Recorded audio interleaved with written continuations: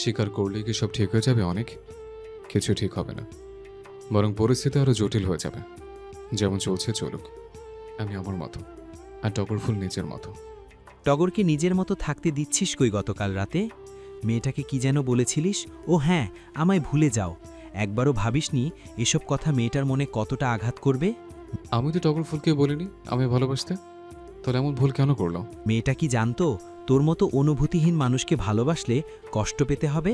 টগর ফুলকে জানে ওকে যত্ন করে আগলে নিলে বহুগুণ কষ্ট পাবে। ফুলদের আদর যত্নে মানায়, ওরা ভীষণ নাজুক হয়, কাটার আঘাত সহ্য করতে পারবে না। প্রজ্জ্বল সিগারেটের অবশিষ্টাংশ পায়ের তলে পিষে দিল। অনেক হতাশ হয়ে রইল। আর কতভাবে বোঝাবে দুই মেরুর দুই সত্তা কষ্ট পাচ্ছে, অথচ কেউই সেই কষ্ট কাউকে প্রকাশ করছে না। বৃষ্টিস্নাত বিকেল, গোধূলি লগ্নে ঝমঝমিয়ে বৃষ্টি নেমেছে। তীব্র বেগে বাতাস বইছে, গাছপালা যেন সেই বাতাসে নাচছে। টগর বেলকনিতে বসে আছে, অনিমেষ চাহনিতে তাকিয়ে আছে বাইরে। বাতাসের তীব্রতায় কদম ফুলগুলো ছিঁড়ে কাদাযুক্ত মাটিতে পড়ে লুটোপুটি খাচ্ছে। সেই দৃশ্য যেন মনোযোগ করছে। সময় চোখের পলকে কেটে যায়। এই তো সেদিন প্রজ্জ্বল ভাইয়ের বাড়িতে গেল, তবে দেখতে দেখতে পেরিয়েছে ৮ দিন। এই ৮ দিন টগর স্কুলে যায়নি। এই কয়েকদিন মানুষটার বাড়ির পথ মাড়ায়নি, এমনকি দেখাও হয়নি তাদের। অভিমানে জর্জরিত মেয়েটা ইচ্ছেকৃত দেখা করেনি। এর মাঝে হুট করে জ্বরের কবলে পড়েছিল। ৩ দিন বিছানা থেকে উঠতেই পারেনি। আজ শরীরটা ভালো, তাই এখানে বসে বৃষ্টি বিলাস করছে। তবে শরীরে জ্বর বইছে, তবে অল্প। রাহাত বৃষ্টিতে ভিজেই গেটে ঢুকছে, পুরো শরীর ভিজে একাকার। এ অসময়ে কোথায় থেকে ফিরছে তার জানা নেই টগরের। রাহাত আসতে আসতে নজর পড়ল টগরের দিকে। সে এক পলক জীর্ণশীর্ণ মুখপানে তাকিয়ে বাড়ির ভেতরে প্রবেশ করল। টগর, বৃষ্টিতে ভিজতে ইচ্ছে করছে, কিন্তু তোর তো জ্বর এসেছে। মিমি ধীর পায়ে বেলকনিতে এগিয়ে এসে মলিন কণ্ঠে বলল। টগরের ধ্যান ভাঙল। বাইরে দৃষ্টিপাত করে ম্লান কণ্ঠে বলল, তুই একা ভিজে বৃষ্টি বিলাস কর। তোকে ছাড়া একা ভিজতে ইচ্ছে করে না। তাহলে চল দুজনে ভিজি। মানে? এখন বৃষ্টিতে ভিজবো। তুই অসুস্থ? মিমি রাগ দেখিয়ে কিছু বলতেই টগর মৃদু হেসে উঠল। তারপর চেয়ার থেকে উঠে টগরের হাত ধরে টেনে নিয়ে ছাদের দিকে রওনা দিল। মিমি বারবার নিষেধ করল, এ অসময়ে ভিজিস না টগর। কিন্তু জেদি মেয়েটি কিছুতেই শুনল না। জেদের তাড়নায় দুজনে শেষমেশ ছাদে গিয়ে পৌঁছালো। আপনার শূন্যতা আমায় সারাক্ষণ পোড়ায় প্রজ্জ্বল ভাই, অথচ আপনি জানতেই পারছেন না যে এই দহনের তীব্রতা। টগর ছাদের খোলা আকাশের নিচে দাঁড়িয়ে বিড়বিড় করে কিছু আওড়াচ্ছে। তার শরীর বৃষ্টিতে ভিজে একেবারে সপসপে। দু চোখে টলটলে অশ্রু, ওষ্ঠকোণে এক ফোঁটা বিষাদের হাসি। প্রায় ৩০ মিনিট ধরে ভিজতে ভিজতে শরীরটা ক্রমশ দুর্বল হয়ে আসছে। ভেজার ফলে জ্বরময় লাগছে। বৃষ্টির শীতল ফোঁটা গায়ে পড়তেই শিউরে উঠছে। মনে হচ্ছে আবারও জ্বর এসে ধরবে। চোখ দুটো যেন ঝাপসা হয়ে আসছে, দৃষ্টি ভারী হয়ে গেছে। মিমি অনেকক্ষণ আগেই নিচে নামতে বলেছিল, কিন্তু টগর একটাও কথা শোনেনি, বরং জ্বরের ঘোরে পাগলের মতো বিলাপ করতে করতে ভিজে যাচ্ছে। শেষমেশ উপায় না দেখে মিমি ছুটে গেছে বড় মাকে ডাকতে। আপনাকে কতদিন দেখি না, কথা বলি না, আজ আপনাকে ভীষণ মনে পড়ছে প্রজ্জ্বল ভাই। আপনি এত নিষ্ঠুর কেন? একবারও খোঁজ নিলেন না আমি বেঁচে আছি নাকি মরে গেছি? সেটুকু জানতেও ইচ্ছে হলো না আপনার? টগর কাঁদছে। বৃষ্টির পানি আর অশ্রু মিলেমিশে একাকার হয়ে গেছে। ভেতরের অবস্থা একেবারে বেহাল। মনে হচ্ছে বুকের ভেতরটা আগুনের মতো জ্বলছে। নিজেকে এভাবে আর কতদিন পুড়িয়ে রাখবে সে? মনে হচ্ছে মরণের মধ্যেই যেন মুক্তি আছে। মরে গেলে ভালোবাসা, কষ্ট আর শরীর সব মাটির সঙ্গে মিশে যাবে। বেঁচে থেকে প্রতিদিনের এই যন্ত্রণা সহ্য করতে হবে না। হঠাৎ ওষ্ঠকোণে এক ফোঁটা অসহায় হাসি ফুটে উঠল। ঝাপসা চোখে তাকালো চিলে কোঠার দিকে। জ্বরের ঘোরেই যেন মনে হলো সেখানে প্রজ্জ্বল ভাই দাঁড়িয়ে আছেন। কিন্তু চেহারা এত বিধ্বস্ত কেন লাগছে? এত অবসন্ন কেন? হয়তো সবই ভ্রম। মানুষটা যে নিষ্ঠুর সে এক পলক দেখতে আসবে না, এটাই তো সত্য। এই ভেবে হঠাৎ ডুকরে কেঁদে উঠল টগর। ধপ করে বসে পড়ল মেঝেতে।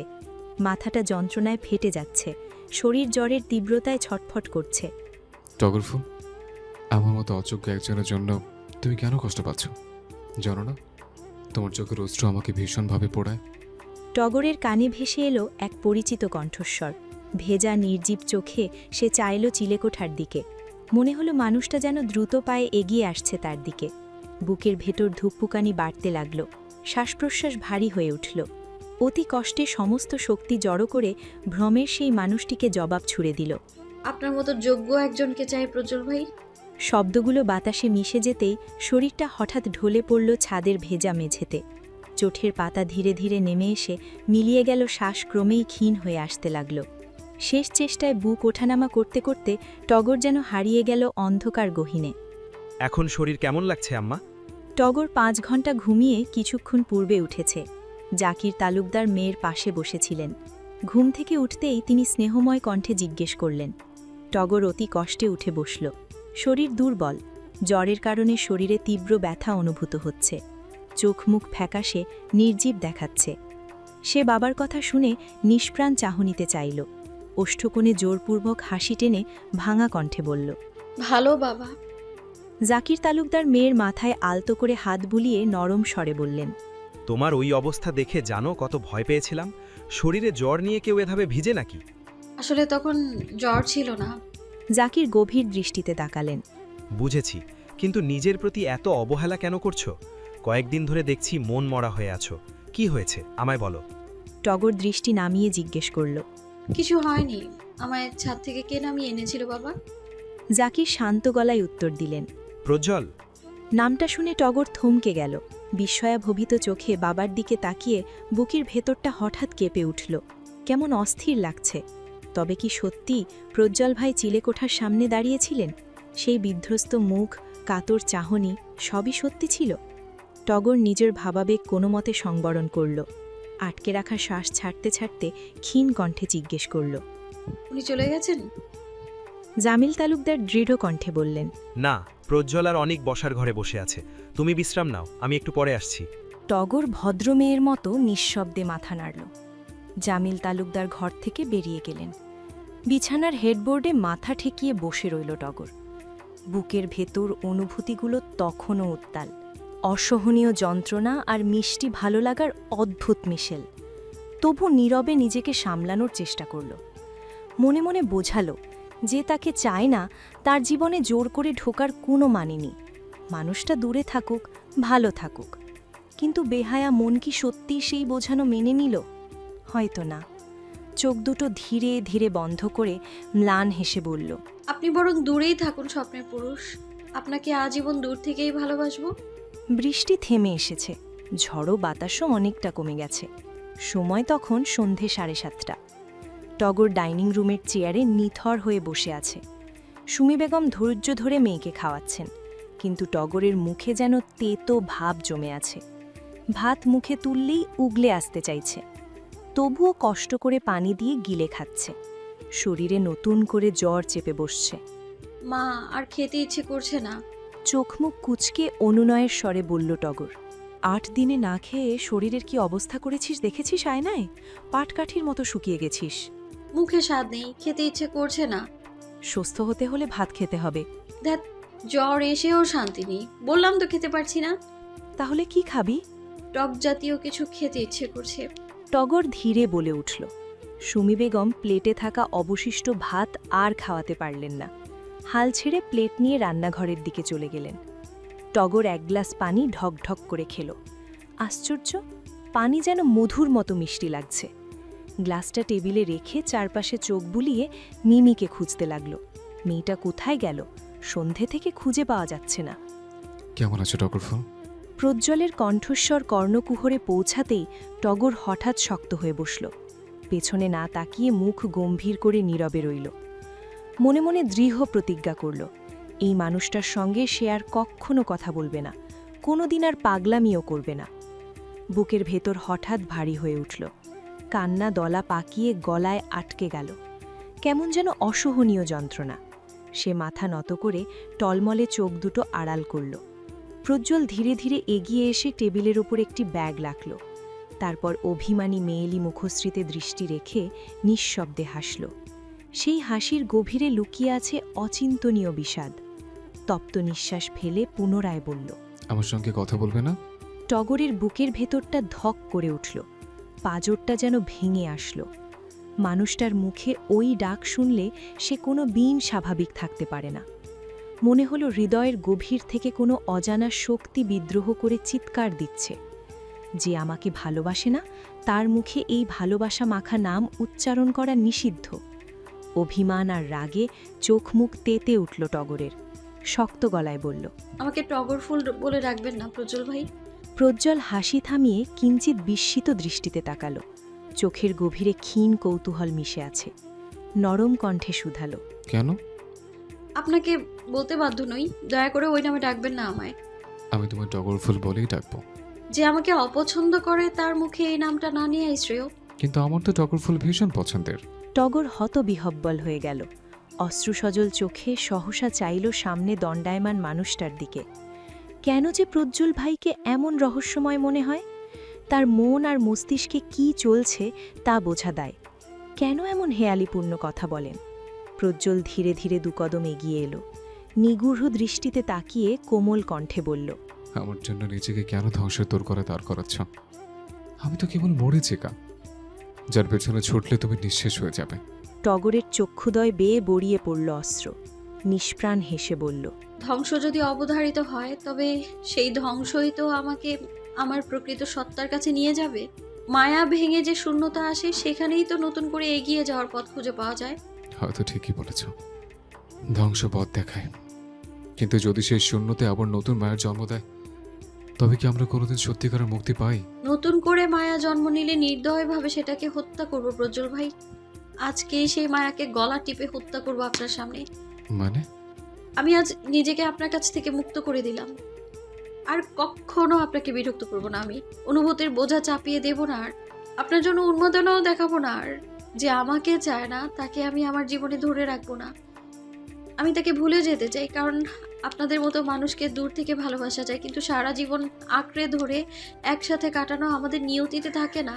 কথাটা গমগমে কণ্ঠে বলল টগর, অথচ তার চোখ অশ্রুতে ভেজা। প্রজ্জ্বল নীরব ভঙ্গিতে শুনল। এটাই তো সে চেয়েছিল, মুক্তি। কিন্তু খুশি হতে পারল না। ভেতরটা বিষাদের ঢেউ ছেয়ে গেল। নিজেকে যথাসম্ভব সামলে মলিন হেসে বলল, হয়তো এই পৃথিবীতে সব ভালোবাসা একসাথে চলার জন্য নয়। কিছু ভালোবাসা কেবল পথ দেখায়, শেখায়, তারপর হুট করে হারিয়ে যায়। ভালো থেকে টগর ফুল। প্রজ্জ্বল আর দাঁড়ায় না। ডাইনিং রুম থেকে শানিত পায়ে বেরিয়ে যায়। টগর ফুপিয়ে কেঁদে উঠল। কন্দনরত কণ্ঠে আওড়ালো, আপনি মুক্তি চেয়েছিলেন প্রজ্জ্বল ভাই, আপনার ইচ্ছে পূরণ করলাম। আমি আপনাকে মুক্তি দিয়ে দিলাম।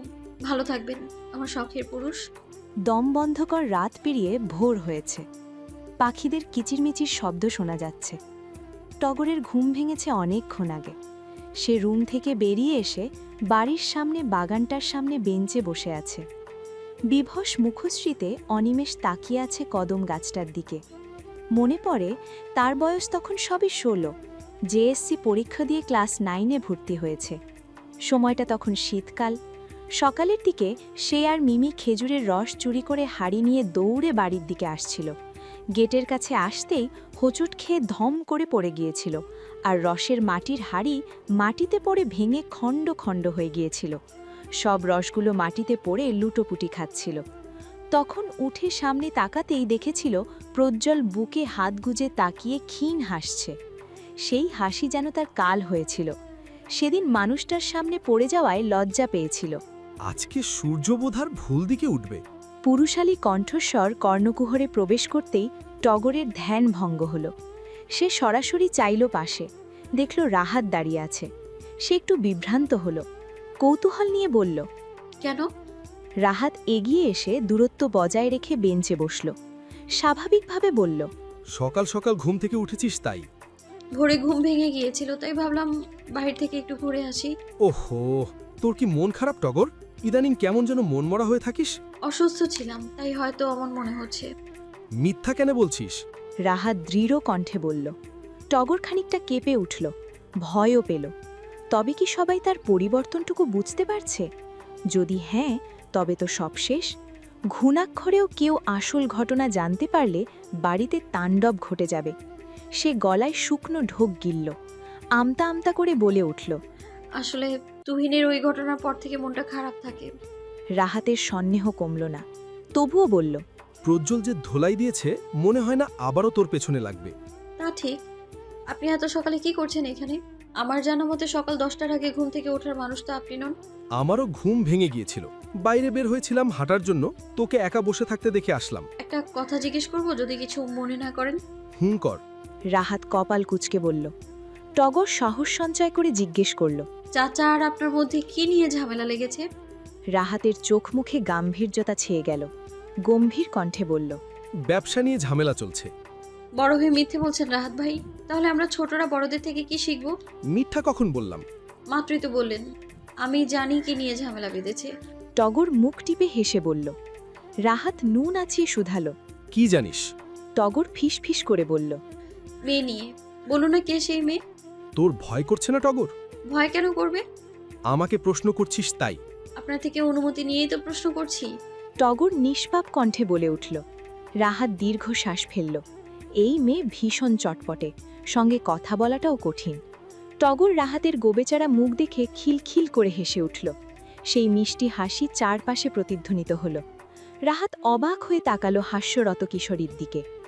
একজোড়া চোখ দূর থেকে সেই দৃশ্য পর্যবেক্ষণ করল। মুহূর্তেই চোখজোড়া আরও তীক্ষ্ণ হয়ে উঠল, কিন্তু কিছুক্ষণ পর সেই চাহনি শীতল হয়ে গেল। সময়টা বর্ষার মাঝামাঝি। প্রতিদিন বৃষ্টি নিয়ম করে আসে। তালুকদার বাড়ির সামনের গাছটায় অনেক কদম ফুল ফুটেছিল, কিন্তু গতরাতে ঝড়ো হাওয়ায় বড়সড় একটা ডাল ভেঙে পড়েছিল। সেই ডালের অগণিত কদমগুলো মাটিতে পড়ে বৃষ্টি আর কাদায় মেখে নষ্ট হয়ে গিয়েছিল। সেই দৃশ্য দেখে টগরের ভীষণ মন খারাপ হয়। প্রকৃতি কেন এত সুন্দর ফুলগুলোর উপর শোধ তুলল? এটা একদম উচিত হয়নি। বিকেল 4টে। টগর আর মিমি স্কুল থেকে বাড়ি ফিরছে। দুজনে বেশ নীরব এবং শান্ত, এক মনে হেঁটে যাচ্ছে বাড়ির দিকে। মোড়ের সামনে আসতেই টগরের নজর যায় প্রজ্জ্বলের বাড়ির দিকে। বুক চিরে দীর্ঘশ্বাস বেরিয়ে আসে। সে দৃষ্টি ফেরায়, নিজেকে মনে মনে শাসায়। ওদিকে তাকানো যাবে না। কতদিন মানুষটার সাথে কথা বলে না, দেখা হলেও এড়িয়ে চলার চেষ্টা করে। তবে ওই যে লুকিয়ে দেখা, এটা ছাড়তে পারে না। তার অনুভূতি গাঢ়ত্ব বেশি, তাই এত কিছুর পরেও মানুষটাকে মন থেকে মুছে ফেলতে পারেনি, ঘৃণা করতে পারেনি। প্রতিটা রাত কেটেছে শখের পুরুষের চিন্তায়। টগর, 10 দিন পর তো প্রীতিয়াপুর বিয়ে, তাই প্রজ্জ্বল ভাই এসেছিলেন গতকাল দাওয়াত দিতে। জানিস, যাওয়ার সময় তোর কথা জিজ্ঞেস করছিল, তুই কেমন আছিস জানতে চাইছিল। মিমি নিস্তব্ধতা ভেঙে বলল। টগরের মাঝে কোনো পরিবর্তন এলো না। ভাবলেশহীন কণ্ঠে বলল। তুই কি বলেছিস? মিমি মুখ বাঁকিয়ে বলল। ওনার সাথে কথা বলিনি। যে আমার টকবগে ঘোড়াকে কষ্ট দেয় তার সাথে কোনো কথা নেই। অমন কেন করেছিস? জানিস না বড়দের সাথে ভদ্রতা বজায় রেখে কথা বলতে হয়? আমার জায়গায় তুই থাকলে কি করতি? ভদ্রভাবে জবাব দিতাম। তাই? তোকে দেখে সত্যি অবাক লাগে। কেমন যেন মনে হয় তুই পাল্টে গেছিস, প্রজ্জ্বল ভাইয়ের মতো অনুভূতি শূন্য হয়ে গেছিস। মিমি বিস্মিত কণ্ঠে বলল। টগর হেসে ফেলল। মেয়েটা যে প্রজ্জ্বল ভাইকে বারবার টেনে নিয়ে এসে তাকে পরীক্ষা করে তা বুঝতে পারে। এখনও মানুষটাকে ভালোবাসে এটা জানার জন্য মিমি শুধু ইনিয়ে বিনিয়ে এটা ওটা জিজ্ঞেস করে, অথচ সেই সেসব শুনে চুপ থাকে। প্রজ্জ্বল ভাইয়ের নামটা শুনে এখনও বুকের ভেতর তোলপাড় হয়। প্রথম দিনের মতো অনুভূতি হতে থাকে। মানুষটা প্রত্যাখ্যান করার পরেও তা একই রকম আছে। ভালোবাসা যেন এক বিন্দুও কমেনি। সে ভাবে ভালোবাসলে যে পেতেই হবে এমন কোনো কথা নেই। সে না হয় দূর থেকে নীরবে নিভৃতে ভালোবাসল। চোখ মুখে নামল বিষণ্ণতা। পেছন থেকে কেউ ডেকে উঠতেই দুজনে পিছু ফিরে তাকালো। দেখল একটা ছোট বাচ্চা ছেলে দৌড়ে আসছে। ছেলেটাকে তারা চেনে, রহিম দাদুর নাতি। কিন্তু হাতে ওগুলো কি? একগুচ্ছ কদম ফুল। টগর অবাক হয়ে গেল। আলী হাঁপাতে হাঁপাতে সামনে এসে দাঁড়ালো, হাতে থাকা একগুচ্ছ কদম এগিয়ে দিয়ে এক গাল হেসে বলল, তোমার জন্য। টগর প্রিয় ফুল দেখে লোভ সামলাতে পারল না, খপ করে সেগুলো নিল। অতঃপর সন্দিহান কণ্ঠে বলল, কোথায় পেয়েছিস কদম? আমাদের স্কুলের কাছে গাছ আছে, ওখান থেকে পেরে এনেছি। কোনোদিন তো ফুল পেড়ে এনে দিসনি, তাহলে আজ হঠাৎ? তোমার তো কদম ফুল পছন্দ, তাই আর কি। তুই কি করে জানলি আমার কদম ফুল পছন্দের? তোমার ডার্লিং বলেছে, মানে আমার দাদু বলেছে। এটা নাও।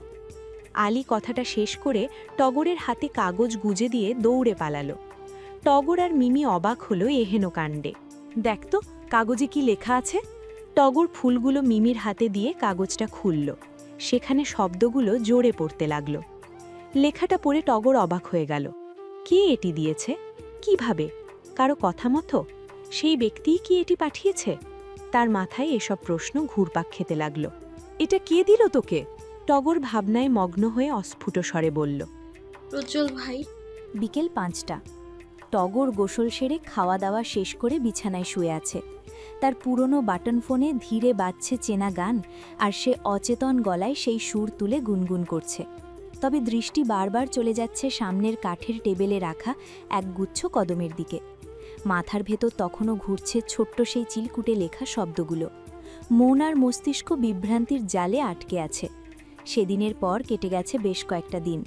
এর মধ্যে প্রজ্জ্বল ভাই না এসেছে তার সামনে, না সে নিজে গিয়েছে তার কাছে। দেখা হয়নি একবারও।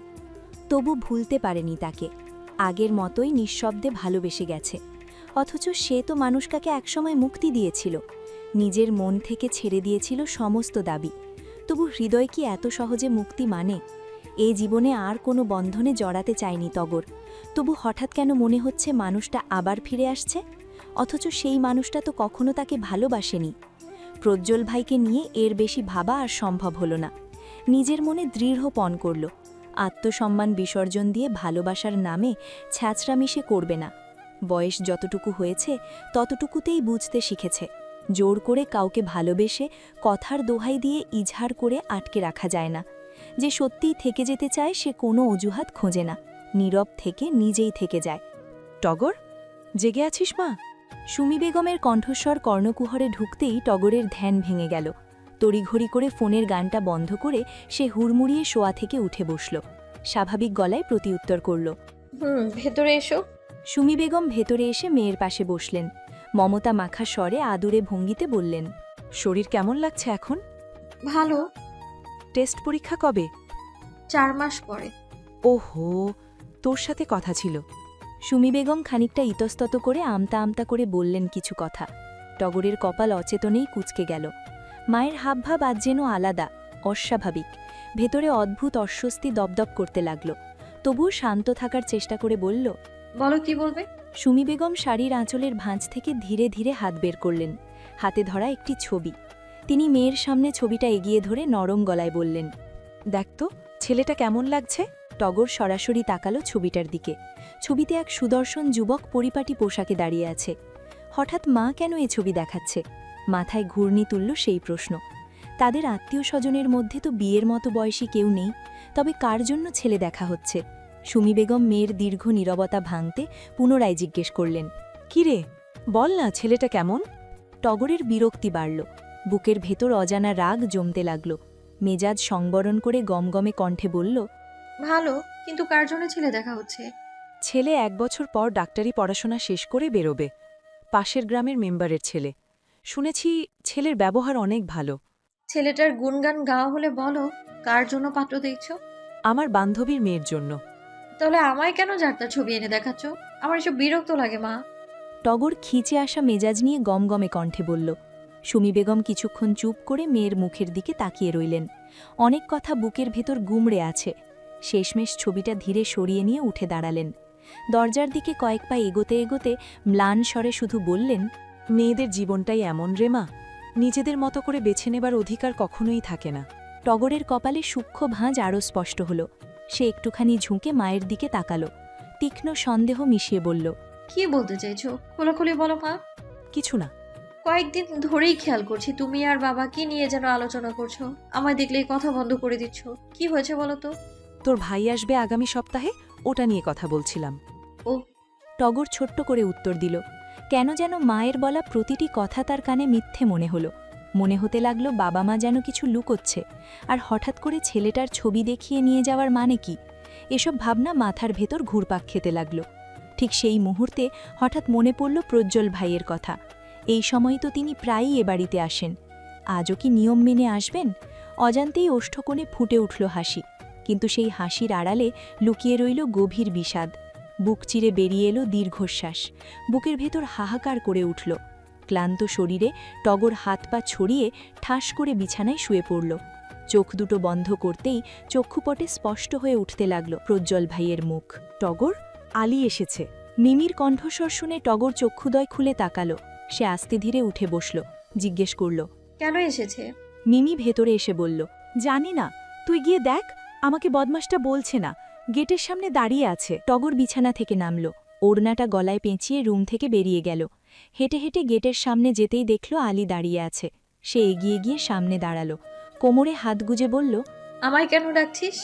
আলী একগাল হাসল। তোমায় প্রীতি আপুর মা ডাকছে। আমাকে কেন ডাকছে? জানি না, তাড়াতাড়ি যাও। আচ্ছা এবার বল, কদম ফুল কে দিয়েছে? জানি না। কথাটা বলেই আলী দৌড়ে সরে গেল। টগর হতভম্ব হয়ে তাকিয়ে রইল তার চলে যাওয়ার দিকে। বিস্ময়াবিষ্ট চোখে কিছুক্ষণ স্থির দাঁড়িয়ে রইল। প্রজ্জ্বল ভাইদের বাড়িতে যেতে হবে এ কথা ভেবেই ভেতরে ভেতরে অস্বস্তি কুকড়ে উঠল। সে তো মানুষটার মুখোমুখি হতে একেবারেই চায়নি, তবু চাচি যেহেতু ডেকেছেন, না গেলে মন খারাপ করবেন। কিন্তু হঠাৎ এমন তলব কেন? চিন্তায় ডুবে থাকতে থাকতে অবশেষে পা বাড়ালো বাড়ির দিকে। ভেতরে গিয়ে পরিপাটি হয়ে যেতে হবে এখন। চাচি আমায় কেন ডেকেছেন প্রীতি আপু? টগর কৌতূহলী দৃষ্টিতে প্রীতির দিকে তাকিয়ে জিজ্ঞেস করল। কিছুক্ষণ পূর্বে এ বাড়িতে এসেছে। প্রীতি তখনও কেমন অস্থির ভঙ্গিতে দাঁড়িয়ে আছে। হিজাবটা ঠিক করতে করতে ধীরে ধীরে এগিয়ে এলো। বিছানার ধারে বসে মৃদু হেসে বলল, আমাদের সঙ্গে মার্কেটে যাবে তাই? আমি কেন মার্কেটে যাব আপু? বিয়ের কেনাকাটা করতে। কার বিয়ের কেনাকাটা? কার আবার? আমার বিয়ের কেনাকাটা। এই মেয়ে, তুমি কি ভুলে গেছো এই মাসের শেষে আমার বিয়ে? আসলে ভুলে গিয়েছিলাম আপু। টগর হচকুচিয়ে আমতামতা করে বলল। সত্যি সে ভুলে গিয়েছিল প্রীতির বিয়ের কথা। ভুলবেই না বা কেন? বিগত কয়েকদিন ধরে শরীর আর মনের ওপর দিয়ে যে ঝড় বয়ে গেছে, তাতে কিছু মনে রাখার মতো শক্তি কি আর অবশিষ্ট আছে?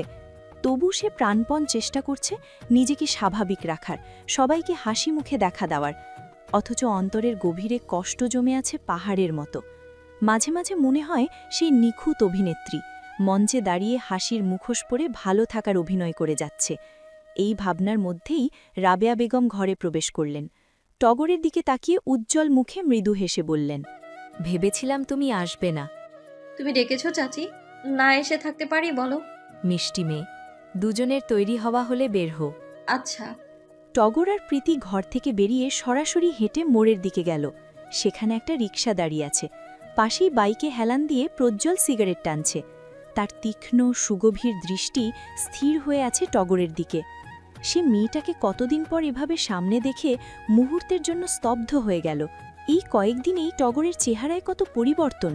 শরীর যেন শুকিয়ে গেছে, মুখ ফ্যাকাশে, চোখের নিচে গাঢ় কালো ছাপ। সেই প্রাণবন্ত চাহনি আর হাসি এখন কেমন নিষ্প্রাণ আর অচেনা নীরবতায় মোড়া। প্রজ্জ্বল গভীর শ্বাস টেনে সিগারেটের শেষ টান দিল। তারপর বিক্ষিপ্ত মনে অবশিষ্ট অংশটা মাটিতে ছুঁড়ে ফেলল। নিজের ভেতরটা হঠাৎ অসহ্য লাগতে শুরু করল। মনে হলো সে এক ভয়ঙ্কর নিষ্ঠুর মানুষ, যে নিজ হাতে সদ্য ফোটা কোমল ফুলকে কষ্ট দিয়ে ফেলেছে। কোনো স্বাভাবিক মানুষ কি টগরের মতো স্নিগ্ধ প্রাণকে আঘাত করতে পারে? অথচ সেই করেছে। ভালোবাসার চেয়ে তার হৃদয়ে যেন কঠোরতার দাপটি বেশি বলে মনে হলো। ভাই, কারো নিজস্ব ফুল এসেছে, তুমি কি খেয়াল করেছ? প্রীতির উচ্ছ্বসিত কণ্ঠস্বর শুনে অন্যত্র তাকালো প্রজ্জ্বল। অতঃপর ছোট্ট করে প্রতিউত্তর করল, টগর আমাদের সাথে যাবে, আগে বলিসনি তো? টগর যেন এক ধাক্কা খেল। সে অবিশ্বাস্য চাহিনিকে চাইল সামনে দণ্ডায়মান মানুষটির দিকে। প্রজ্জ্বল ভাই প্রথমবার তাকে টগর নামে ডাকল। কেন যেন মনে হলো সত্যিই তার ভালোবাসার মানুষটা পরিবর্তন হয়ে গেছে। প্রীতি হাসি বজায় রেখে প্রতিউত্তর করল, সারপ্রাইজ ছিল তোমার জন্য। কেমন লাগলো? ভালো, রিক্সাতে ওঠ। আচ্ছা। টগর আর প্রীতি রিকশায় উঠল। রিকশাওয়ালা রিকশা টানলেন। পেছন পেছন বাইকে করে প্রজ্জ্বল আসতে লাগল। মিনিট 30 পর তরা এসে পৌঁছালো মার্কেটের সামনে। সময়টা 6টার কাছাকাছি, একটু পরেই সন্ধ্যা নামবে। দুজনে রিকশা থেকে নামতেই প্রজ্জ্বল ভাড়া মিটিয়ে রিকশাওয়ালাকে বিদায় জানালো। তুই আর টগর ভেতরে যা, আমি আসছি। ঠিক আছে, আমাদের খুঁজে না পেলে কল দিও। আচ্ছা। টগর অন্য মনস্ক ছিল। প্রীতির সাথে যাওয়ার জন্য সিঁড়িতে পা রাখতেই পড়ে যেতে নিলেই প্রজ্জ্বল দৌড়ে এসে হাত ধরল। গম্ভীর কণ্ঠে বলল, মন কোথায় থাকে টগর ফোন? সামনে তাকিয়ে তারপর হাঁটো। পড়ে গেলে কি হতে ভাবতে পারছ? টগর ভীতিগ্রস্ত বদনে চাইল প্রজ্জ্বলের মুখপানে। মুহূর্তে চক্ষুদয় ভিজে আসলো। সে প্রজ্জ্বলকে উপেক্ষা করে নিজেকে ছাড়িয়ে নিয়ে স্বাভাবিকভাবে দাঁড়াল। প্রীতিকে উদ্দেশ্য করে বলল, চলো আপু। প্রীতির কেমন যেন অদ্ভুত লাগল। মেয়েটা কি তার ভাইয়ের ওপর এখনও রেগে আছে? হয়তো, তাই তো দুজন কথা না বলে চুপচাপ করে আছে। সে ভাইয়ের থমথমে মুখের দিকে তাকালো, অতঃপর দৃষ্টি ঘুরিয়ে টগরের হাত ধরে বলল, চলো। দুজনে চলে যাওয়ার পর প্রজ্জ্বলের চোখ মুখ গম্ভীরতায় ছেয়ে গেল। চারপাশের সবকিছুই বিরক্ত লাগতে লাগল। হঠাৎ সে এগিয়ে এসে বাইকের মিরালের দিকে খুশি মারল। মুহূর্তেই কাঁচ ভেঙে হাতের ওপর পিষ্ট হয়ে গেঁথে গেল। রক্ত গলগল করে পড়তে লাগল হাত বেয়ে। তবুও প্রজ্জ্বল ভাবলেশীন। হাতের যন্ত্রণার অনুভূতি কেমন যেন স্তব্ধ, কারণ তার বুকের যন্ত্রণা হাতের যন্ত্রণার তুলনায় অনেক তীব্র। এই যন্ত্রণার একমাত্র উপশম ওষুধ। সেই অমূল্য ওষুধ তার হাতে নেই এবং তা পাওয়ার সামর্থ্যও নেই। আশেপাশে চোখ ঘুরিয়ে দেখল মানুষজন তাকিয়ে আছে। সবার দিকে তাকিয়ে হালকা হাসি ফেলল। তারপরে পকেট থেকে রুমাল বের করে হাতে জড়িয়ে নিল। চোখে ভেসে উঠল সেই পরিচিত রুমালের দিকে। এটাই টগরের দেওয়া রুমাল। স্লাহ, দেবদাস হয়েছিস? অনেক কোথাও থেকে দৌড়ে এসে রাগান্বিত কণ্ঠে বলে উঠল। প্রজ্জ্বল হাসি থামিয়ে বন্ধুর দিকে তাকাল, দৃঢ় কণ্ঠে বলল, দেবদাস হওয়ার মধ্যে কিছু করিনি আমি। তোর এসব কাহিনী আমার ভালো লাগছে না। মেয়েটা তোকে ইগনোর করছে আর তুই সেটা মানতে পারছিস না। আমি কখন বললাম মানতে পারছি না? দেখ, এখনো সময় আছে। চাচাকে বল তুই টগরকে পছন্দ করিস। তুই বোধহয় ভুলে যাচ্ছিস, মেম্বারের ছেলের সাথে বিয়ে দেওয়ার কথা ভাবছেন উনি। একবার গিয়ে বল প্রজ্জ্বল। অনেক দীর্ঘশ্বাস ফেলে বলল, আমি চাচার বিশ্বাস ভাঙতে পারবো না, আর আমি ওনাদের মতো বড়লোকও নই। চাচার দেওয়া টাকায় চলি, বামুন হয়ে চাঁদে হাত বাড়ানো ঠিক হবে না রে। প্রজ্জ্বল শান্ত কণ্ঠে আওড়াল। টগর আর প্রীতি শাড়ির দোকানে প্রবেশ করল। দোকানটি শহরের বড় দোকানের মতোই বিস্তীর্ণ। শাড়ি ট্রায়ালের জন্য আলাদা জায়গা রয়েছে। দুজনে একের পর এক হলুদের শাড়ি দেখছিল, কিন্তু তেমন কোনোটি পছন্দ হচ্ছিল না।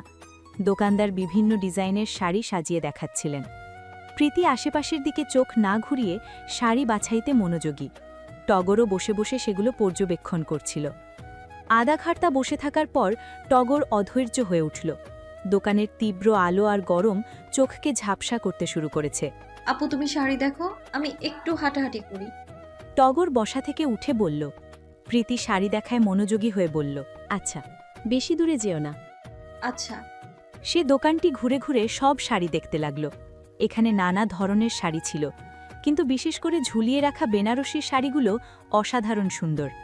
ঝুলানো বেনারসিগুলো টগর এক এক করে ছুঁয়ে দেখল।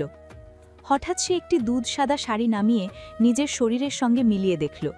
মোটেও খারাপ লাগছে না, কিন্তু টগরের মন স্থির থাকল না। শাড়িটা রেখে সে আরেকটি শাড়ি নিল। সেটিও ভালো লাগল না, তাই চোখ মুখ কুঁচকে রেখে দিল। এরপর তার দৃষ্টি পড়ল লাল টুকটুকে বেনারসির শাড়িতে। তা দেখেই সে থমকে গেল। শাড়ির সৌন্দর্যে মুগ্ধ হয়ে দুই চোখে বিস্ময় ফুটল। দেরি না করে শাড়িটা নিল, শরীরে জড়িয়ে আয়নায় দেখল।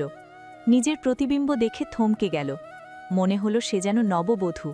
মুহূর্তের জন্য ওষ্ঠকোণে হালকা হাসি ফুটল। নিজেকে ঘুরিয়ে ঘুরিয়ে পূর্ণ দৃষ্টিতে অবলোকন করল। সেই হাসি খুব বেশিক্ষণ স্থায়ী হল না।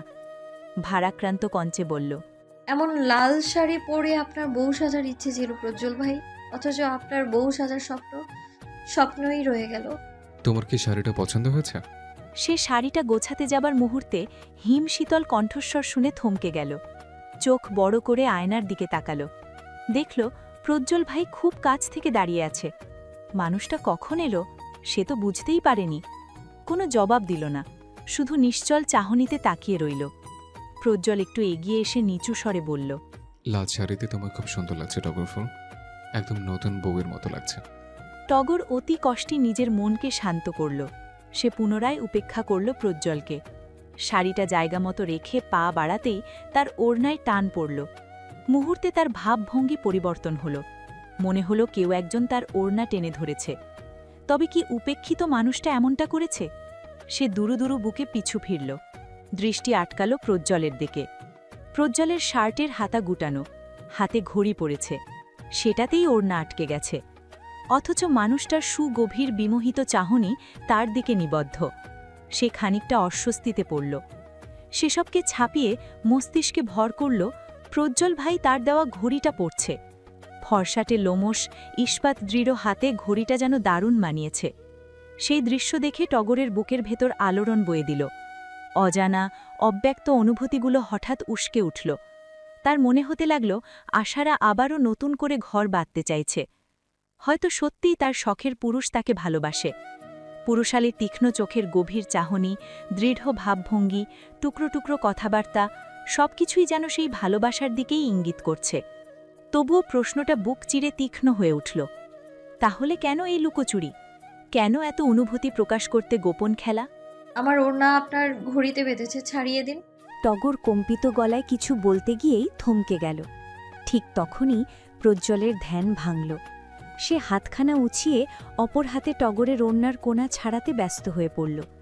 চোখে মুখে কোনো অস্থিরতা নেই। শান্ত কণ্ঠে বলল, একটা জিনিস আমি খেয়াল করেছি টগরফুল, তুমি ভীষণ ধৈর্যশীল এবং বুদ্ধিমতী। টগর প্রশংসার শব্দে এক মুহূর্ত চুপ করে রইল। হঠাৎই তার দৃষ্টি আটকাল প্রজ্জ্বলের হাতে বাঁধা রুমালের দিকে। রুমালটা রক্তে ভিজে লালচে হয়ে উঠেছে। দৃশ্যটা দেখে তার বুকের ভেতর কেঁপে উঠল আতঙ্কে। কোনো কিছু না ভেবেই তাড়াহুড়ো করে এগিয়ে এসে প্রজ্জ্বলের হাত দুহাতে আঁকড়ে ধরে ফেলল। চোখমুখ ভয়ার্থ হয়ে কেঁপে ওঠা গলায় উচ্চারণ করল, আপনার হাতে আঘাত লাগলো কি করে প্রজ্জ্বল ভাই? সামান্য আঘাত লেগেছে, চিন্তা করো না। আপনি মিথ্যে বলছেন। সামান্য আঘাত লাগলে এত রক্ত বের হতো না। ডক্টরের কাছে চলুন। আমার গুরুতর কিছু হয়নি। আপনার মতো একজনের মুখে মিথ্যে কথা মানায় না। হাতের ক্ষত নিয়ে মিথ্যে বলেন, আবার আমাকে ঘিরে আপনার মনে চলমান অনুভূতি নিয়েও মিথ্যে বলেছেন। আপনি এমন কেন? হ্যাঁ, টগর ক্রোধান্বিত কণ্ঠে বলে উঠল। প্রজ্জ্বল স্তব্ধ দৃষ্টিতে কিছুক্ষণ তাকিয়ে রইল টগরের সুশ্রী মুখ পানে। পরক্ষণে ওষ্ঠকোণে নিঃশব্দে ফুটে উঠল হাসি। সেই হাসি অটচ রেখেই শান্ত স্বরে বলল, তোমাকে ঘিরে আমার মনে জাগা কোনো অনুভূতি নিয়ে আমি মিথ্যে বলেছি টগর। সেই হাসি দেখে রাগে শরীর জ্বলে উঠল টগরের। দাঁতে দাঁত চেপে গমগমে কণ্ঠে বলল, দামড়া ছেলে হয়ে ভালোবাসার কথা মুখে স্বীকার করে না, সেই অনুভূতির কথা বলছি মিস্টার ব্রিখোর। এমএ কে বললে আমি দামড়া? জি, আপনাকে আরো অনেক কিছুই বলতে ইচ্ছে করছে, কিন্তু সম্মান করি তাই বলতে পারছি না। ভালোবাসেন অথচ এমন ভাব করেন যেন আমায় চেনেনই না। আজ আমি শুনবো আপনি কেন আপনার মনের কথা বলতে চান না। তুমি ভুল ভাবছো টগরফুল। আমি মোটেও ভুল ভাবছি না। এমনকি আপনি আমায় ভালোবাসেন সেই কথা প্রীতি আপু জানে। তাহলে কেন চুপ করে আছেন? টগর মেজাজ হারিয়ে খানিকটা উঁচু স্বরে বলে উঠল। প্রজ্জ্বল হাত ছাড়িয়ে নিয়ে চারপাশে তাকালো। দেখল আশেপাশের কয়েকজন তাদের দিকে কৌতূহলী দৃষ্টিতে তাকিয়ে আছে। মুহূর্তেই দৃষ্টি ফেরালো সে। আস্তে কথা বলো, সবাই দেখছে। কিন্তু টগর সেই সতর্কবার্তা উপেক্ষা করল। ক্ষুব্ধ কণ্ঠে সোজা চোখে তাকিয়ে বলল, দেখুন, এবার বলুন কেন চুপ করে আছেন। তুমি ভুল ভাবছো। আমি মোটেও ভুল ভাবছি না। আপনার কথা, আপনার চাহনি, আপনার প্রতিটা ভাবভঙ্গিতে আমি স্পষ্ট টের পেয়েছি আপনার জীবনে আমি কতটা গভীরভাবে জড়িয়ে আছি। দয়া করে আর চুপ থাকবেন না। পরে যেন এমন না হয় আপনি যখন আপনার মনের কথা বলবেন তখন আমি অন্য কারো ঘরে বউ বেশে যাওয়ার প্রস্তুতি নিচ্ছি।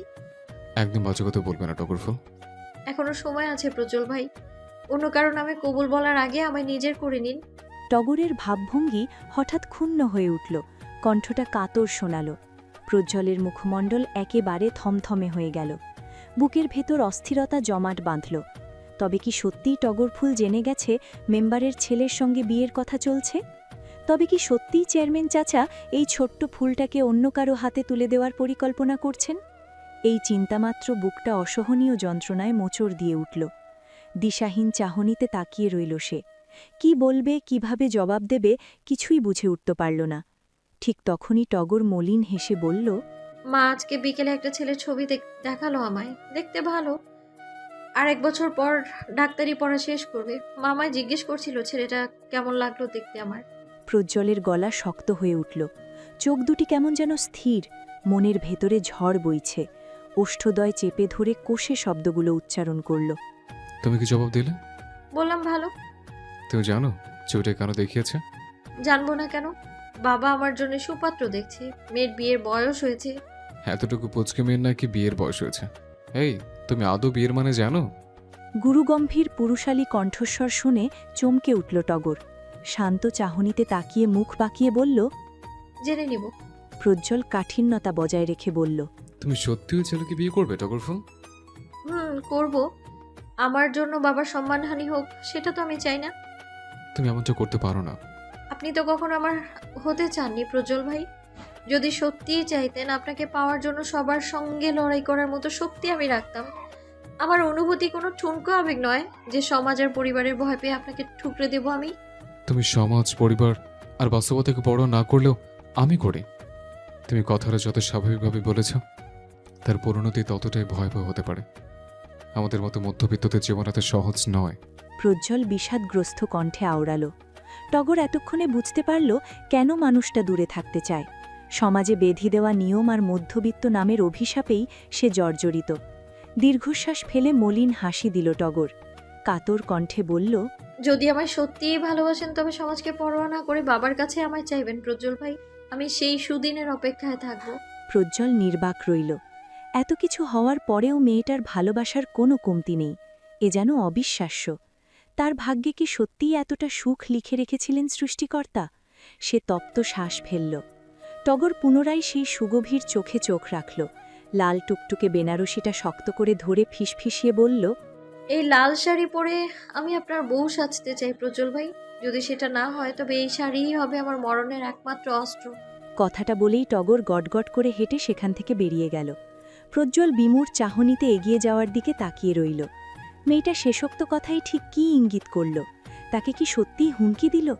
টগরের মস্তিষ্কে যা চলছে তা বোঝার সামর্থ্য তার নেই। তবে এক জিনিস স্পষ্ট, তার প্রিয় ফুলকে সে যে কোনো কিছুর বিনিময়ে চাইবে। অন্য কারো বউ হিসেবে দেখার কোনো সাহস তার নেই। এত চিন্তায় প্রজ্জ্বল আরও চিন্তিত হয়ে গেল। কিভাবে চেয়ারম্যান চাচার ভরসা ভেঙে টগরকে নিজের করার জন্য প্রস্তাব রাখবে সে? বিকেল পেরিয়ে সন্ধ্যা হয়েছে। টগর কিছুক্ষণ পূর্বে বাড়ি ফিরেছে। প্রজ্জ্বল এসে রেখে গেছে। সে মাত্র হাত মুখ ধুয়ে বিছানায় বসল। আনমনে ভাবতে লাগল তখনকার বলা কথাগুলো। এই প্রথমবার কিছু না ভেবেই এত কথা শুনিয়ে দিয়েছে মানুষটাকে। রাগে যা মাথায় এসেছে তাই বলেছে, অথচ প্রজ্জ্বল ভাই চুপচাপ ছিলেন। এত ধৈর্যশীল মানুষ কিভাবে হয়? সে শরীরটা এলিয়ে দিল বিছানায়। সিলিং ফ্যানের দিকে তাকালো। সে বুঝতে পারছে সামনের পরিস্থিতি মোটেও সুখকর হবে না। সত্যি যদি ওই ছেলের সাথে তার বাবা বিয়ে দিতে চায়, তখন কি হবে? সে কিভাবে ভালোবাসার মানুষ ব্যতীত অন্য কাউকে গ্রহণ করবে? এমন পরিস্থিতি আসলে সহ্য কিভাবে করবে ভেবেই দিশেহারা লাগতে লাগল। তবে হঠাৎ কেন বিয়ে দেওয়ার জন্য এত তোড়জোড়? আগামীকাল বড় বাবা আমাদের দুজনকে স্কুলে যেতে নিষেধ করছে টগর। মিমি ঘরে ঢুকে বিছানায় ঠাস করে শুয়ে বলল। টগর স্বাভাবিকভাবে জিজ্ঞেস করল, কেন? মিমি কিছুক্ষণ মৌন থেকে বলল, জানি না। তা জানবি কেন? শুধু তো খেতে পারিস। একদম আমার খাওয়া নিয়ে খোটা দিবি না টগর। আরে সোনা, রাগ করেছো বুঝি? আচ্ছা, আর খোটা দেব না। খোটা দিলে খবর আছে। এবার বল, আজকে তোকে অন্যরকম লাগছে কেন? মনে হচ্ছে একটু খুশি। মিমি সন্দিহান কণ্ঠে বলে উঠল। টগর আর চোখে তাকালো, ক্ষীণ কণ্ঠে বলল, সত্যি আমায় অন্যরকম লাগছে। মিমি স্বর টেনে বলল, আজকে প্রজ্জ্বল ভাইকে কথা শুনিয়েছি, তাই হয়তো এমন লাগছে। কি? তুই ওনাকে কথা শুনিয়েছিস? শুনিয়েছি। প্রজ্জ্বল ভাই আমাকে ভালোবাসেন, অথচ স্বীকার করেন না, তাই কথা শুনিয়েছি আমি। তোর কথা আমার বিশ্বাস হচ্ছে না টগর। মিমি অবিশ্বাসের সঙ্গে চোখ বড় করে বলল। টগর মার্কেটে যাওয়ার পর থেকে ঘটে যাওয়া সব ঘটনা একে একে খুলে বলল। মিমি শুনতে শুনতে স্তম্ভিত হয়ে রইল। সে তো আগে থেকেই বুঝেছিল প্রজ্জ্বল টগরকে পছন্দ করে, কিন্তু মাঝের ঘটনার কারণে ভেবেছিল সবকিছু ভুল বোঝাবুঝি। এখন যদি বড় বাবা জেনে যান, তাহলে সমাজের উচ্চবিত্ত ও মধ্যবিত্তের ফারাকের কারণে সম্পর্ক মেনে নেওয়া সম্ভব হবে না। সামনে কি হবে ভেবে মিমির অন্তরাত্মা কেঁপে উঠল। টগর পুনরায় বলল, জানিস মিমি, প্রজ্জ্বল ভাই আমার কারণে বাইকের মিররে ঘুষি মেরে হাত কেটেছে। কেন? আমি ওনাকে উপেক্ষা করেছি, তাই হয়তো। এইসব শুনে আমার মাথা ঘুরছে রে। তার উপর বাড়িতে কার যেন বিয়ের কথাবার্তা চলছে, কিন্তু আমায় বলছে না। হয়তো আমার বিয়ের কথা চলছে। কি? এই তোর মাথা খারাপ হয়ে গেছে নাকি? মিমি ধুমকে বলে উঠল। টগর খিলখিলিয়ে হেসে উঠল। চক্ষুদয় বেয়ে গড়িয়ে পড়ল অশ্রু। হুট করে ভাগ্য তাকে কোন দিকে নিয়ে যাচ্ছে? এর শেষই বা কোথায়? মনে হচ্ছে নদীর মাঝে পড়ে হাবুডুবু খাচ্ছে, অথচ কেউ তাকে উদ্ধার করছে না। ইচ্ছে করে মরার জন্য ছেড়ে দিচ্ছে। মাসের শেষের দিকে, আজ প্রীতির বিয়ে। তালুকদার বাড়ির সবাই প্রস্তুত হচ্ছে অনুষ্ঠানটিতে যাওয়ার জন্য। টগর হালকা গোলাপি রঙের গাউন পরে হালকা সাজসজ্জা করেছে। স্কার্ফও মেরেছে। আয়নায় নিজের প্রতিবিম্ব দেখে মনে হলো ভীষণ মিষ্টি লাগছে তাকে। প্রজ্জ্বল ভাই নিশ্চয়ই তাকে দেখে প্রশংসা করবে, এই চিন্তায় গাল দুটো গরম হয়ে উঠল। সেদিন সেই ক্ষোভপূর্ণ কথাগুলো বলার পর প্রজ্জ্বল ছিল নিখোঁজ। হঠাৎ একদিন সে এ বাড়িতে এসে ছাদে বসা টগরের কাছে গিয়ে শুধু স্বীকার করেছিল যে সে টগরকে ভালোবাসে এবং খুব শীঘ্রই তার বাবার সঙ্গে কথা বলবে। তারপর থেকে সবকিছু স্বাভাবিকভাবে এগোচ্ছে। দুজনের কথাবার্তা, মাঝে মাঝে দেখা, সবই হচ্ছে আনন্দের ছন্দে। এমনকি টগরের জেদে প্রজ্জ্বল বাইকে করে গ্রাম থেকে গ্রাম ঘুরিয়েছে। এভাবেই আনন্দে তার জীবন এখন কেটে যাচ্ছে। বাবা, আপনি এত পাষাণ হতে পারেন না। আমার প্রীতির বিয়ে হয়ে যাচ্ছে বাবা, এখনো সময় আছে, ওকে এনে দিন বাবা। রাহাতের কণ্ঠস্বর শুনে টগরের হাস্যোজ্জ্বল ভাব মুহূর্তেই উবে গেল। প্রীতি নামটা শুনে যেন ধাক্কা খেল। তড়িঘড়ি করে সে বাইরে দৌড়ে বেরিয়ে গেল। পৌঁছে দেখল জামিল তালুকদার রুমের দরজা লক করে টেনে বসে আছেন।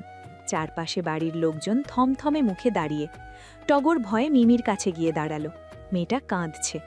চারপাশে চোখ বুলিয়ে দেখল সবার মুখেই অস্বাভাবিক থমথমে ভাব। মনে হলো কিছু একটা ঘটে গেছে। আপনি আমাকে বলেছিলেন আমি যাকে ভালোবাসি তার সাথে আমায় বিয়ে দিবেন, তাহলে কথা কেন রাখলেন না? আমার প্রীতিকে কেন আমার করে দিলেন না? এতটা পাষাণ কেন হলেন? রাহাত দরজা ধাক্কাতে ধাক্কাতে ভারাক্রান্ত কণ্ঠে বলে উঠল। কিন্তু জামিল তালুকদারের মধ্যে কোনো হেলদোল দেখা গেল না। তিনি চোখ মুখ শক্ত করে বসে রইলেন। রুমি বেগম ছেলের কথা শুনে ডুকরে কেঁদে উঠলেন। গত রাত থেকে তিনি দরজায় তালা মেরে রেখেছেন যেন মেয়েটার বিয়ে না হওয়া পর্যন্ত রাহাত বাইরে যেতে না পারে। ছেলেটা তো প্রীতিকে চেয়েছিল, কিন্তু নিষ্ঠুর লোকটি মধ্যবিত্তের দোহাই দিয়ে দেওয়া কথায় টিকলেন না। একদম বেইমানি করেছেন। জাকির তালুকদার দীর্ঘশ্বাস ফেলে চলে গেলেন। ভাইকে বুঝিয়েছেন, অথচ কোনো ফল হয়নি। টগর মিমিকে টেনে দূরে নিয়ে এলো, শঙ্কিত কণ্ঠে বলল, রাহাত ভাই এসব কি বলছে মিমি? উনি প্রীতি আপুকে ভালোবাসেন, কিন্তু প্রীতি আপুর তো বিয়ে হয়ে যাচ্ছে। মিমি ফুপিয়ে কেঁদে উঠল, ক্রন্দনরত কণ্ঠে বলল, বাবা একটা ধোঁকাবাজ টগর। ভাইকে নাকি কথা দিয়েছিল প্রীতি আপুর সাথে বিয়ে দিবে, কিন্তু কথা রাখেনি। এই জন্য প্রায় দিনই কথা কাটাকাটি হতো দুজনের। প্রীতি আপু কি রাহাত ভাইকে ভালোবাসে? বাসে। তাহলে ভাই কেন প্রজ্জ্বল ভাইয়ের সাথে কথা বলো না মিমি? প্রীতি আপু নিষেধ করেছিল, কারণ সে জানত বাবা কখনো তাকে মেনে নিবে না। এমনকি শর্ত দিয়েছিল যদি বাবাকে রাজি করে বাড়িতে বিয়ের প্রস্তাব নিয়ে যায় তবেই ভাইকে বিয়ে করবে, কিন্তু বাবা রাজি হয়নি। কথাটা বলেই আবারও কাঁদতে লাগল মিমি। টগরের ভীষণ কষ্ট হচ্ছে, তার চক্ষুদয় ছলছল করে উঠেছে। দুজন দুজনকে ভালোবাসে, অথচ কেউ কাউকে পাবে না। কি নিষ্ঠুর নিয়তি! এমনটা না হলেও তো পারত।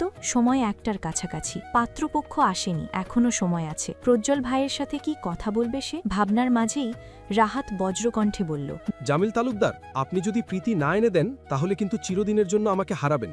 বলুন, ওকে এনে দিবেন কিনা? ওই ছোটলোক বাড়ির মেয়ের তালুকদার বাড়ির বউ হওয়ার যোগ্যতা নেই। আপনি দরজা খুলুন, আমার প্রীতির বিয়ে হয়ে যাবে বাবা। ওকে ছাড়া আমি বাঁচব না। নির্লজ্জ ছেলে, চুপ করো। আপনি দরজা খুলবেন নাকি বলুন? না। জামিল তালুকদার সরাসরি বললেন। ছেলের আকুতি ভরা কণ্ঠে মন নরম হল না। রাহাত হঠাৎ উদ্ভ্রান্তের মতো হাসতে লাগল, উচ্চস্বরে বলল, তালুকদারদের আত্ম অহং বেশি, এই কারণের জন্যই আপনাদের পতন হবে। সেদিন গোটা গ্রামের মানুষ চেয়ে চেয়ে দেখবে। সুমি বেগমের দু চোখ ভরে এলো। ছেলেটার কষ্ট মানতে পারছেন না। টগর আর মিমিও শুনল, তবুও কিছু করতে পারল না। তখনই রুমি বেগম চিৎকার করে কেঁদে উঠে বললেন, দরজা খুলুন রাহাতের বাবা, আমার ছেলে মরে যাবে, ওই দেখুন রক্ত। বাপ, কি করলি রে?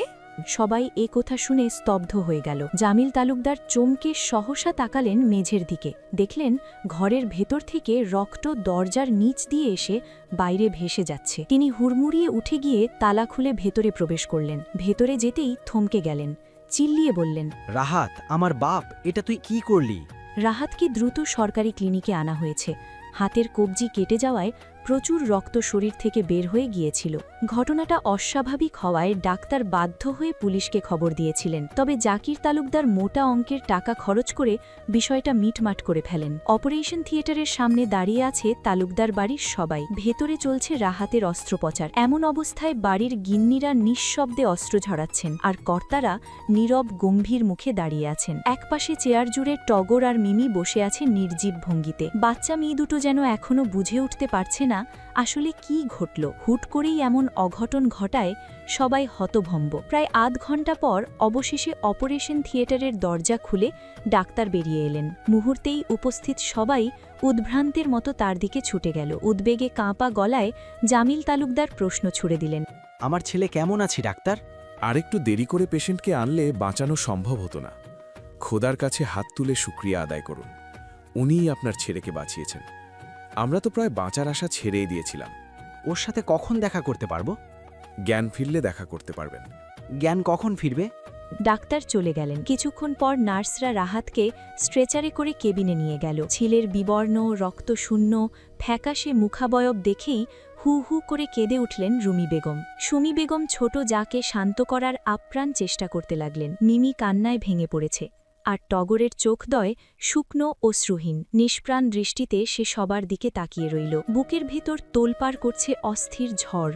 ভয় আর আতঙ্কে সর্বাঙ্গ কাঁপছে তার। রাহাত ভাইয়ের ঘটনা যেন তাকে স্পষ্ট বুঝিয়ে দিচ্ছে, টগর, তুই অজান্তেই আগুনে ঝাঁপ দিয়েছিস, আর সঙ্গে প্রজ্জ্বলকেও জ্বালানোর উদ্দেশ্যে নেমেছিস। এসব নানা চিন্তায় মগ্ন হতেই তার গলা শুকিয়ে কাঠ হয়ে গেল। যতটা গলাবাজি করে মানুষটার সামনে কথাগুলো বলেছিল, ততটা করার ক্ষমতা বুঝি নিভে এলো। উচ্চবিত্ত আর মধ্যবিত্তের এ বৈষম্যের জন্যে সব শেষ হয়ে যাবে। সে এখন হাড়ে হাড়ে টের পেল প্রজ্জ্বল ভাইয়ের নিশ্চুপতার কারণ। টগর তপ্ত শ্বাস ফেলে ম্লান কণ্ঠে আওড়াল, হুট করে বুঝে ভালোবাসারা হারিয়ে যায় এই মন্দ সমাজের বেঁধে দেয়া নিয়মের মাঝে, আর নিষিদ্ধ অনুভূতির ঠাঁই হয় প্রিয় মানুষকে না পাওয়ার মাঝে।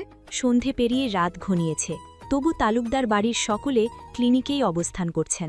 অনেক আগেই রাহাতের জ্ঞান ফিরেছে, কিন্তু সে নিজেকে ভেতর থেকে তালাবদ্ধ করে ফেলেছে। কোনো শব্দ উচ্চারণ করছে না, কারো দিকে তাকাচ্ছে না। নিস্তব্ধ অচঞ্চল ভঙ্গিমায় যেন জীবন্ত লাশ হয়ে শুয়ে আছে। কিছুক্ষণ আগেই তালুকদার বাড়ির কর্তা ও কর্ত্রীরা কেবিনে ঢুকেছিলেন। ছেলেকে দেখে কি বলবেন তা ভাবতে পারছিলেন না, তবুও কথা বলার চেষ্টা করেছিলেন। অথচ রাহাত তখনও নির্বিকার, সিলিং ফ্যানের দিকে অনিমেষ চাহনি গেঁথে রেখেছিল। কোনো প্রতিক্রিয়া নেই, কোনো সাড়া নেই। নিরুপায় হয়ে তারা নিঃশব্দে কেবিন ছেড়ে বেরিয়ে আসেন। তাদের বের হওয়ার কিছু পরেই ধীর পায়ে টগর আর মিমি ভেতরে প্রবেশ করল। ভাই আমার সাথে কথা বলবে না? মিমি ভাইয়ের বিমর্ষ মুখখানা দেখে কান্না চেপে বলল। তবুও রাহাত কোনো উত্তর দিল না। টগর ভারী শ্বাস ফেলে নিস্তব্ধ হয়ে রইল। 10 মিনিটেরও বেশি সময় ধরে মিমি এক টানা ভাইকে ডাকছে, অথচ কোনো সাড়া নেই। সামনে শুয়ে থাকা মানুষটা একসময় কত প্রাণবন্ত ছিল, অথচ এখন যেন সম্পূর্ণ ভিন্ন, কেমন নির্জীব। প্রিয় মানুষকে না পাওয়ার যন্ত্রণা তাকে আগে উন্মাদ করে তুলেছিল, আর আজ সেই নিস্তব্ধ শূন্যতায় ডুবে গেছে। অবশেষে টগর আর মিমি বেডের পাশে রাখা চেয়ারে এসে বসল। পরিবেশ যেন আরও ভারী হয়ে উঠল। টগর নরম কণ্ঠে বলল, রাহাত ভাই, এভাবে আর কতক্ষণ চুপ করে থাকবেন?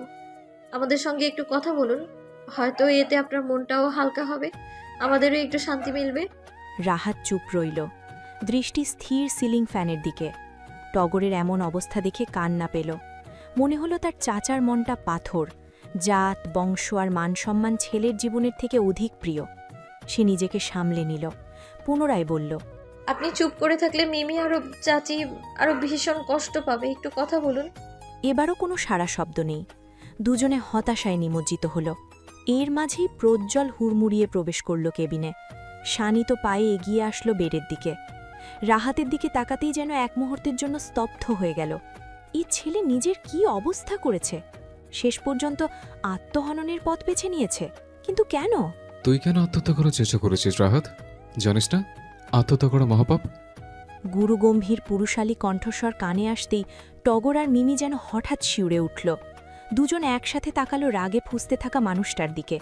প্রজ্জ্বলের চোখে অগ্নিশিখা, চাহনিতে দাউ দাউ করে জ্বলছে ক্ষোভ। সে সরাসরি রাহাতের দিকে তাকিয়ে আছে। রাগান্বিত কণ্ঠস্বর শুনে রাহাত ধীরে ধীরে মুখ ঘুরিয়ে তাকালো। তার দৃষ্টি ছিল নির্জীব, নিস্তেজ। অথচ সামনে দাঁড়ানো প্রজ্জ্বলকে দেখেই অদ্ভুত অনুভূতি জেগে উঠল তার ভেতর। ভাইসম মানুষটা আজ যেন ক্লান্ত লাগল। রাহাত লক্ষ্য করল ঘামে ভেজা জামাটা শরীরে লেপ্টে আছে। স্পষ্ট বোঝা যায় সারাদিন বোনের বিয়ের তোড়জোড়েই কাটিয়েছে। বাড়ির মেয়ে তো পরিবারের সম্মান, তাকে সম্মানের সঙ্গে বিদায় দেওয়া প্রত্যেকের কর্তব্য। আর সেই কর্তব্যই প্রজ্জ্বল পালন করেছে নিজের সর্বশক্তি দিয়ে। বুকের ভেতর জমে থাকা যন্ত্রণা আড়াল করতে গিয়ে রাহাতের ওষ্ঠকোণে বিষাদের হাসি ফুটে উঠল। প্রীতির বিয়ে হয়ে গেছে প্রজ্জ্বল? রাহাত দুর্বল ভাঙা গলায় কিছু উচ্চারণ করতেই শব্দের শেষে দু চোখের কার্নিশ বেয়ে অশ্রুঢল নামল। ছেলেরা কি কাঁদে? হ্যাঁ, কাঁদে। প্রিয়জনকে চিরতরে হারানোর বেদনায় ওরাও ভেঙে পড়ে। প্রজ্জ্বল ভ্রান্ত চাহনিতে তাকিয়ে রইল। মর্মে প্রশ্ন জাগে, কেন ছেলেটা সরাসরি জিজ্ঞাসার জবাব না দিয়ে প্রীতির কথা জিজ্ঞাসা করল? বলবার তাগিদে রাহাত মুখ খুলতেই হঠাৎ কেউ তার হাত আঁকড়ে ধরে। সে সহসা পাশ ফিরে তাকালো। দেখল টগর ইশারা করছে কিছু না বলতে।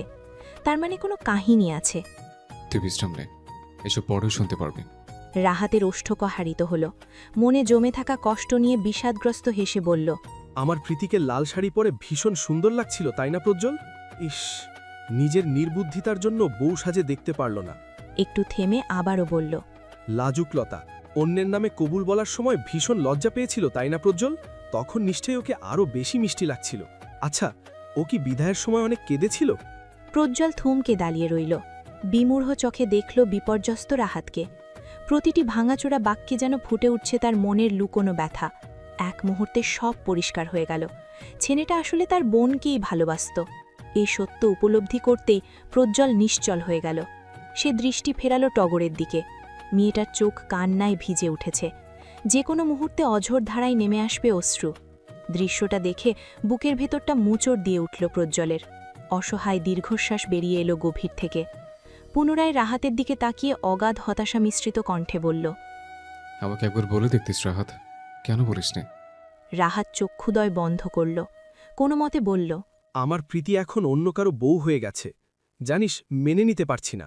মনে হচ্ছে জীবিত থেকেও মরে গেছি। এর থেকে মরে যাওয়াই ভালো ছিল। তার মানে প্রীতির জন্য তুই এমন করেছিস? এই, তোর বাবা মা বোনের কথা একবারও ভাবলি না? মা আর বোনকে বড় বাবা দেখে রাখত। আর কি বললি বাবা? ওই জামিল তালুকদারকে আমি বাপ বলে মানি না। ওই লোকের জন্য প্রীতি আমার হলো না। তুই অসুস্থ, এসব কথা বাদ দে। তোর বোনকে ভালোবাসি জেনেও স্বাভাবিকভাবে কেন কথা বলছিস?